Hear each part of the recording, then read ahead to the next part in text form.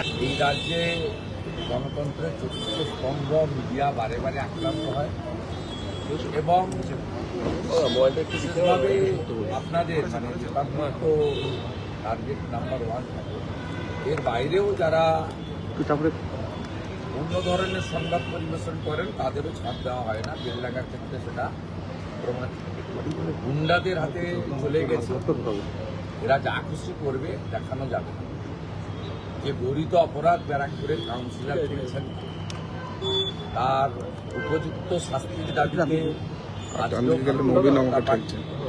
প্রাক্তন সাংসদ অর্জুন সিং এবং ওই জেলার সভাপতি ব্যারাকপুরে তাপস ঘোষের নেতৃত্বে ব্যাপক বিক্ষোভ দেখিয়েছে। পুলিশ বিক্ষোভ দমাতে চাইছে আর গুন্ডারা সংবাদ মাধ্যমের মুখ বন্ধ করতে চাইছে। আমরা এই নিন্দা করি। এজার নাম্বার কয়েকদিন পরে এই ব্যবস্থার পরিবর্তন হবে।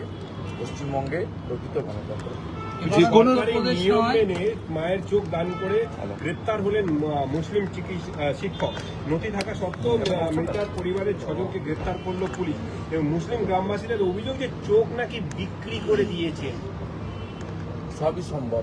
কিছুদিন আগে বারাসাতে ময়না তদন্তের ক্ষেত্রে একটা যুবকের বিক্রি করে দেওয়া হয়, পরবর্তীকার ক্ষেত্রে ইঁদুরকে দায়ী করা হয়। এই রাজ্যে সবই সম্ভব। সুপ্রিম কোর্টের তরফ থেকে যেটা বাংলায় বুলডোজার চলবে, ইংরেজবাজার পুরসভার 19 নম্বর ওয়ার্ডে বেসরকারি বিল্ডিং ঘুরিয়ে দেওয়া হলো এবং অভিযোগের ইংরেজবাজার পুরসভার কংগ্রেসের চেয়ারম্যান কৃষ্ণেন্দু নারায়ণ চৌধুরীর বিরুদ্ধে অভিযোগ তুলতে ব্যবসায়ী সংগঠন। না, এটা তো নতুন কিছু নয়। যোগীজিকে দেখে যদি ভালো কাজ করতে চাই করুন।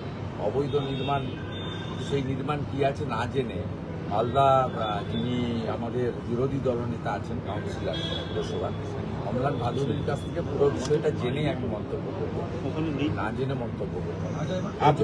যোগীজির সব কাজই অনুকরণ সবাইকে আজ না হোক কাল করতে হবে। মাইক্রো অবজারভার নিয়ে সুপ্রিম কোর্টে যে অবজারভেশন রাজ্য করেছে এবং সেই জায়গা থেকে সুপ্রিম কোর্টে জানিয়ে দিল যে এসআইআর বন্ধ করা যাবে না। প্রয়োজন হলে আমরা নির্দেশ দেবো, কিন্তু কোনো প্রতিবন্ধকতাই সামনে আনা যাবে না এসআইআর এর ক্ষেত্রে। মুখ ঢেকে গেছে পুরো। আমাকে তলা দিকে কেউ তো দেখুন, আপনারা টুকরো টুকরো যা পাচ্ছেন আমিও পাচ্ছি, সেটা থেকে মন্তব্য করতে জাজমেন্টটা পিছিয়ে যাবে বা আসার পথে আজকের জাজমেন্টটা ইন্টারিম জাজমেন্ট।